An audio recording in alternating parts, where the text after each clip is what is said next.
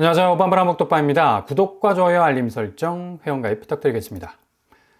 원달러 환율 오늘 1470원을 넘어섰습니다. 금융위기 이후에 최고 수준으로 올라섰네요.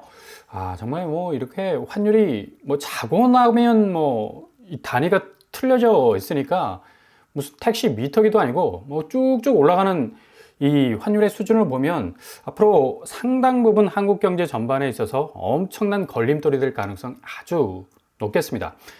27일 오늘 금융위기 이후에 처음으로 1470원대로 올라섰다는 그런 포인트가 있는 거죠. 이날 서울 외환시장에서 미국 달러화 대비 원화 환율은 오전 9시 25분쯤에 거래 종가 비해서 7.8원 오른 1472원까지 거래가 됐었고요. 다음으로 1473원까지 터치를 했었는데 지금 상황은 더욱 악화가 되고 있죠. 1477, 77원까지 터치를 했었습니다. 최고는 1478원까지 지금 올라섰다가 살짝 지금 내려온 그런 어떤 상황인데, 내려온 게 아니죠. 어마무시하게 지금 거의 수직 상승의 어떤 모습을 보여주고 있는 건데, 환율이 이렇게 제자리를 잡지 못하고 엄청난 지금 가속을 밟고 달려가기 시작을 하면 수출 주도의 이 한국 시장은 고스란히 완전히 물을 먹을 수밖에 없는 거고요. 전체적인 어떤 물가 경제 지표까지도 엄청난 타격을 받을 수밖에 없는, 거의 직격탄이라고 말을 할 수가 있습니다. 경제 변동성 요인 중에 가장 치명적인 영향을 줄 수밖에 없는 그런 요인이라고 말을 할 수가 있겠죠. 달러 인덱스도 108선에 지금 머물러 있고요. 엄청난 초강달러 현상이 지속이 되다 보니까 원화, 엔화, 위안화, 유로화까지도 지금 멀겋게 지금 폭등하고 있죠. 그러니까 달러 가치가 자국의 통화 가치에 비해서 엄청나게 계속 올라가고 있으니까 자국 통화의 경쟁력이 상당 부분 흔들흔들 할 수밖에 없고요. 제3국도 역시 마찬가지입니다. 신흥국 위주로 이 자국 통화 가치도 좀 떡락하고 있는 관계로 전 세계의 경제 지표가 상당 부분 얼어붙을 가능성 높습니다. 어디만 제외하고 미국만 딱 제외하고. 그만큼 미국이 블랙홀의 지금 역할을 하고 있죠. 달러가 모든 자본의 가치를 사정없이 빨아들이고 있는 그런 상황 가운데 있는데, 이 강달러를 계속해서 군부를 때울 수밖에 없는 그 근본 원인이 바로 국채입니다. 미국 국채 10년물이 어제 4.6% 찍었다가 살짝 내려왔는데, 이것도 내려왔다고 말을 하기 조금 어색한 부분이 있죠. 그만큼 앞으로 1월 20일에 트럼프가 이 행정부 출범을 하게 되면 이 국채 금리도 더욱더 치고 올라가는 모습 보이게 될 겁니다. 단기 장기 할 것 없이 정신없이 말달리기를 시작할 것 같은데, 당연히 우리 한국 국채 역시도 지금 멀겋게 달아오르고 있죠. 금리 자체, 국채 금리 자체가 오른다는 건 결국에 가서는 이 일반 서민들이 가장 이 몸으로 체험할 수 있는 부분이 바로 주담대 금리거든요. 최저금리를 찍었다, 주택담보대출 그런 식으로 해서 금리가 살짝 내려간 그런 어떤 모습을 보인 것 같았는데, 아니나 다를까 다시 오르고 있습니다. 우리, 신한, 국민 하나 할 것 없이 이렇게 모든 시중은행의 주담대 금리가 다시 오르는 이유, 제가 좀 전에 말씀드렸죠. 미국 10년 만기 국채 금리가 저점을 찍었다가 다시 엄청난 고점을 향해서 달려나가고 있기 때문에, 이게 단기적인 현상이 아니란 얘기죠. 1월, 2월 혹은 내년 상반기까지 장기적으로 쭉 해서 국채금리 자체가 아주 대단한 강세를 보일 가능성이 많기 때문에 앞으로 주담대 금리는 정말 죽었다 복창을 해도 될 만큼 어마무시 오를 가능성이 굉장히 높다라는 얘기죠. 26일 금융권에 따르면 국민, 신한, 하나, 우리 등 4대 시중은행의 주기형 주택담보대출 금리는 최근 열흘 사이에 모두 0.1에서 0.2포인트 상승을 했다는 얘기입니다.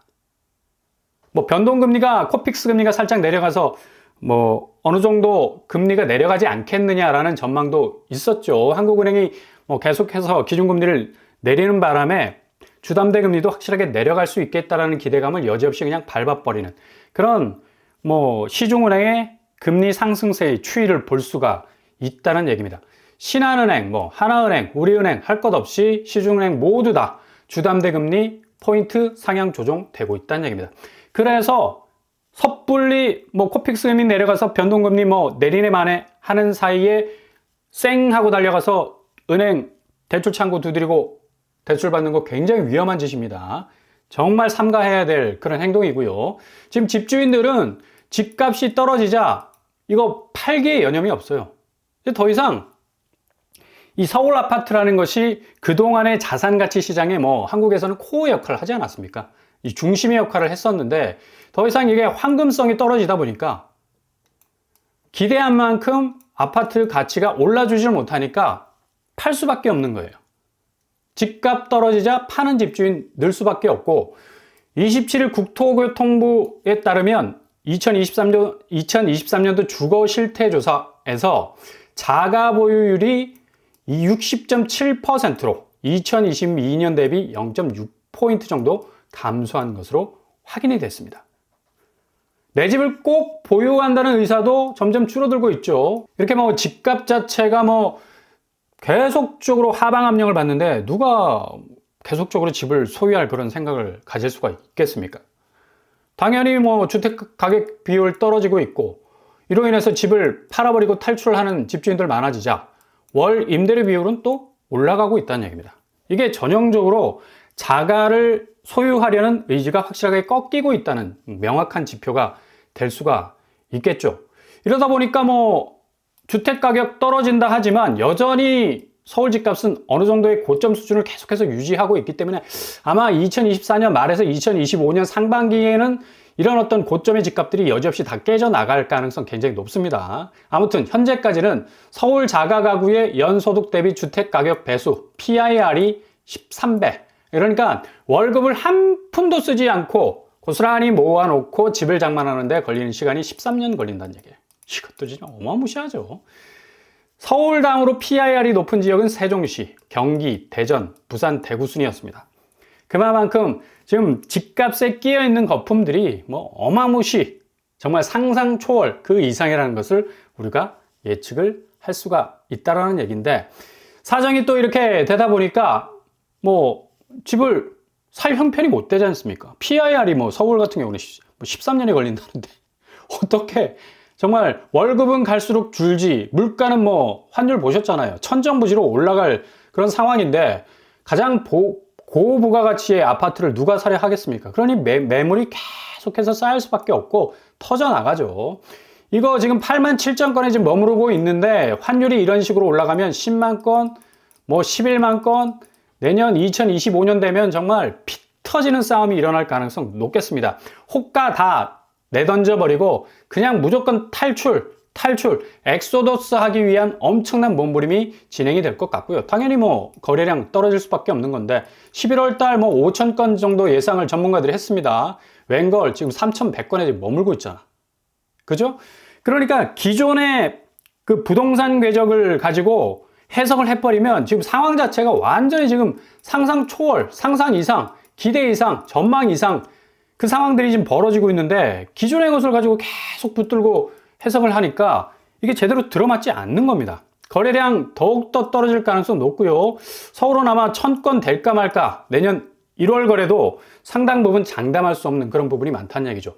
그러니 수도권 아파트값 어제 부동산원에서 내놓은 매매가격지수, 전세가격지수 34주 만에 하락을 했고요. 전세가도 80주 만에 내려섰습니다.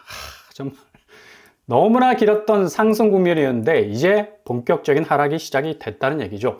주간 아파트 매매 가격 변동률만 봐도 서울은 간신히 지금 버티고 있고 수도권, 지방 할 것 없이 마이너스 지표를 딱 물고 있는 걸 볼 수가 있죠. 아마도 서울도 역시 확실하게 마이너스로 꺾여 들어갈 가능성 높다는 얘기입니다. 서울은 노도강 등 외곽 지역을 중심으로 하락세가 두드려졌고요. 서초, 송파, 강남구, 강남 3구는 강세를 유지했는데 여기도 지금 장담 못하는 게 지금 초고가 아파트들이 10억씩 이상 뚝뚝 떨어져 나가는 모습을 보이고 있기 때문에 강남 불패라는 얘기는 그닥 그렇게 설득력 있는 얘기가 되지 않을 것 같습니다. 이런 상황에서 지금 이제 금리가 계속적으로 이 주담대 금리 부분에서 높아질 가능성 높은 또 하나의 변수가 오늘 새벽에 터졌죠. 미국 계속 실업수당 청구가 3년 만에 최고를 찍었어요. 미국의 노동시장이 지금 약화되고 있다는 신호가 나온 건데, 이렇게 되면 연준이 뭐 가만히 있을 수가 없죠. 실업수당 청구 건수가 전주 대비 1000건 줄어든 221만 9천 건으로 집계가 됐다고 26일 날 발표를 했는데, 반면에 계속 실업수당 청구 건수는 191만 건으로 전주보다 4만 6천 건 늘었다는 거예요. 시장 예상치 188만 건을 웃돌았다는 얘기죠. 미 연준이 지금 고용지표를 가뜩이나 뭐 매일 눈을 뜨고 지켜보는 가운데 있는데, 이렇게 지금 고용지표까지도 좋지 않으니까 매파적인 금리 인하를 단행했던 이 12월의 분위기 그대로 들고 1월에 정말 연준이 4번의 기준금리, 기존에 계획했던 것 뭐 걷어찼지 않습니까? 2번밖에 하지 않겠다라는 깍쟁이 같은 그런 발언을 쏟아냈는데, 이것 때문에 지금 뭐 미국 주식시장이 그날 폭락하고 난리가 났었는데, 아마 1월도 이 지표가 계속 유지가 된다면 기준금리는 거의 동결 수준으로 가지 않을까라고 예상을 해볼 수 있겠고요. 내년 금리 인하 2차례 예상을 하겠다. 점도표가 완전히 바뀌었죠. 점도표가 뭐 어마무시 미국 기준금리를 아래로 내리 꺾는 어떤 파격적 점도표를 공개를 했는데 완전히 뒤집어 버렸습니다. 그래서 금리 인하 횟수를 4차례에서 2차례로 줄여버린 건데, 이제 확실히 미국도 지금 호황이라 하지만 경제 전망에 있어서 불확실해졌다라는 어떤 평가를 내릴 수가 있겠고요. 이러다 보니까 뭐 한국의 뭐 금리 역시 영향을 받을 수밖에 없겠고, 작년 2023년 11월만 해도 주담대 금리 8% 향한다는 소리가 나올 정도로 금리 부분에서 상당 부분 위기감을 느꼈었는데, 이게 2024년도 상반기 지나면서 뭐 저금리의 대출을 정책 대출 포함해서 엄청나게 이 대출 규모를 늘렸죠. 이러다 보니까 뭐 다시 대출 수요가 급증하면서 뭐 가계 부채는 뭐 어마무시하게 뭐 늘어나게 됐는데, 이게 다시 재현이 된다는 얘기입니다. 고스란히 지금 뭐 동서남북 어디를 둘러봐도 금리가 조금 하강 국면으로 갈 수 있는 부분이 거의 없다는 얘기죠. 지금 일본도 지금 비상이 걸렸어요. 이 초강달러 현상 때문에 지금 1달러에 160엔도 가능할 정도로 상당 부분 달러엔 환율 뭐 3일 만에 4엔 정도 급락을 했는데, 12월에 일본이 기준금리를 인상하지 않을까라는 예상을 했는데 동결 수준에 머물렀죠. 근데 1월이 어떻게 될지 모른다는 얘기입니다. 일본의 이 엔화가 약세 현상을 보이면 뭐 일본 중앙은행도 할 수 없이 금리를 올릴 수밖에 없겠죠. 이러면 엔캐리 청산과 더불어서 미국 증시를 뒤흔드는 또 하나의 변수가 터질 가능성이 높겠고요. 이렇게 일본 엔화도 계속적인 어떤 약세 현상을 보일 수밖에 없습니다. 달러 대비 그 달러와 싸워서 이길 수 있는 자국 통화 가치는 이 세상에 아무것도 존재하지 않아. 심지어 위안화 역시도 계속해서 약세 현상. 중국은 지금 뭐 내수 경제 자체가 굉장히 좋지 않기 때문에 어떻게 해서든 그 트럼프의 보호무역 장벽을 뚫기 위해서라도 위안화 절하, 그러니까 위안화 가치를 계속적으로 낮춰서 수출의 어떤 틈새를 엿보는 전략으로 가게 될 겁니다. 프록시 통화라는 원화는 고스란히 이 위안화의 약세와 뭐 동조화될 수밖에 없어서 앞으로 원화 가치는 더 떨어질 가능성 높아요. 게다가 러시아는 뭐 지금 뭐 달러 강세, 여기서 탈달러화를 뭐 노리는 그런 입장에서 비트코인을 무역 대금 결제 사용하면서 브릭스 진영의 탈달러 움직임이 더욱 가속화되고 있는데, 이렇게 모든 세계의 도처의 나라들이 이 초강달러 현상에 대해서 견딜 수 있는 어떤 경제적 체력들이 펀더멘털이 너무나 약해졌기 때문에 자국 통화 가치의 어떤 경쟁력을 더 이상 기대하지 못하는 상황 속에 있다는 얘기입니다. 그러다 보니까 뭐 대체적의 어떤 가상 화폐 쪽으로 이동하고 있지 않습니까? 비트코인, 이더리움 뭐 여전히 강세를 보이고 있는데, 파월이 뭐 한 방 때리자마자 비트코인이 폭락을 했었죠. 거의 1억 5천까지 갔었는데 지금 1억 4천 수준에 머물러 있고, 이더리움은 500 수준, 나머지 리플이나 도지 같은 그런 알트코인들이 아니야 내년 1월쯤에는 상당 부분 강세 현상을 보이지 않을까라고 예상을 해볼 수가 있겠고요. 이렇게 지금 금리 부분, 특히 강달러 현상을 기반으로 한 자국 통화 가치의 이 위협을 뭔가 가상화폐나 또 다른 어떤 이 국채 부분에서 우회적으로 좀 접근해서 해결 방법을 찾는데, 그럼에도 불구하고 굉장한 난망입니다. 한국은 지금 환율 자체가 지금 가장 큰 장벽이고, 1997년 IMF 당시에 1965원이었어요. 근데 지금 1470원, 1500원까지 가게 되면 2008년 세계 금융위기가 왔을 때 그 환율하고 거의 비슷한 수준에 지금 와 있다는 얘기입니다. 그만큼 지금 한국 경제 상황이 상당 부분 보이지 않는 안개 속이다. 옛날에는 뭐 강달러 현상이 뭐 나오면 수출 호재가 될 수 있다라고 이렇게 말을 했는데 주로 이제 미국에 수출을 해서 달러 대금을 받았지 않습니까? 근데 수출 대상국들이 동남아시아 쪽으로, 중동 쪽으로 많이 바뀌었죠. 그러니까 화폐 가치가 다른 나라 쪽으로 가다 보니까 이 나라들도 죄다 지금 초강달러 현상에 지금 허덕이고 있는데, 그러니까 강달러 현상 자체가 호재가 아니야 이제 더 이상. 왜냐하면 미국 중심으로 갔던 수출의 루트들이 다 변화됐기 때문에. 자국 통화 가치의 이 저점을 지금 찍고 있는 그 나라들로부터 결제 대금을 받기 때문에 고스란히 환손실이 발생할 수밖에 없다는 얘기죠. 이러다 보니까 뭐 기업 심리 지수 CBSI 뭐 3.7% 하락하고 있고요. 굉장히 좀 심각한 그런 부분이죠. 비제조업 부분도 역시 전월 대비 10%나 하락하고 있습니다. 게다가 기업 경기 실사 지수 BSI 역시도 전월에 비해서 5% 정도 하락을 하고 있고요. 수출 부분에서도 상당 부분 좀 위기감을 느낄 수밖에 없는 그런 상황이죠. 생산 능력 및 투자 역시도 설비 투자 누가 하겠습니까? 이 상황에서 2% 하락, 채산성 당연히 떨어질 수밖에 없고요. 6% 하락하고 있는 추이를 보여주고 있죠. 이렇게 경제 전반의 어떤 단단한 모습을 보여주지 못하다 보니까 부동산 시장 뭐 어떻게 오를 기미가 전혀 보이지 않는 겁니다. 이제 완전히 그동안 거품이 꼈던 그 고점의 가격대들이 깨져버리면서 파쇄되면서 지금 급급매에서 엄청난 낙폭을 기록하는 거래가들이 나오고 있는데, 뭐 강남에서부터 지금 10억 하락하는 그런 단지들이 나오고 있죠. 건영 아파트 35억에서 25억으로 뚝 떨어지는 거래가 나오고 있습니다.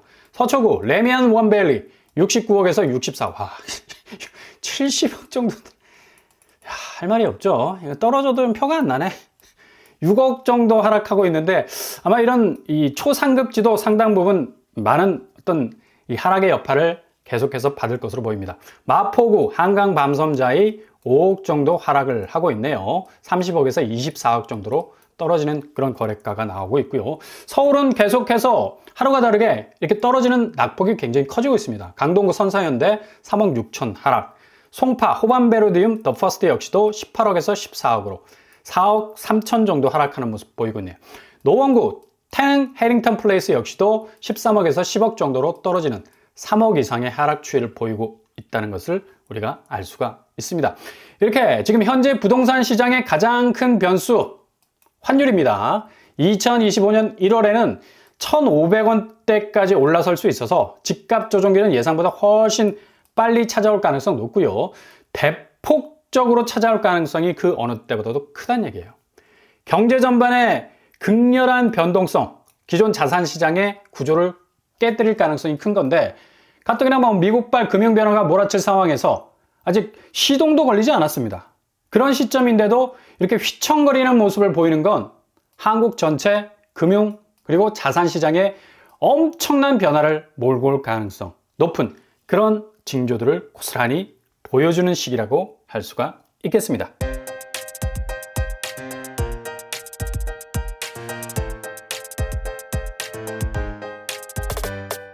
부동산 캐릭터처 환율이 뭐 거의 뭐 미쳤다라는 말이 나올 정도로 지금 뭐 칼춤을 출 정도로 어마무시한 모습을 보이고 있는데, 이렇게 되면 앞으로 이 환율 변동성에 따른 금융시장과 자산시장의 엄청난 이 시스템의 변화, 구조의 변화 뿐만 아니라 가치의 변화까지도 함께 덩달아서 파생될 수밖에 없는 그런 상황 속에 있기 때문에 어느 때보다도 한국 경제와 한국에 포진되어 있는 70% 이상의 돈이 묻혀있는 부동산 시장은 역대급 위기를 맞을 가능성 아주 크게 보이는 요즘이라고 할 수 있겠습니다. 오늘도 응원합니다. 항상 여러분의 길이 꽃길만 되실 수 있기를 바랍니다. 이상 5번 불안복덕방을 마치겠습니다. 구독과 좋아요 부탁드립니다. 감사합니다.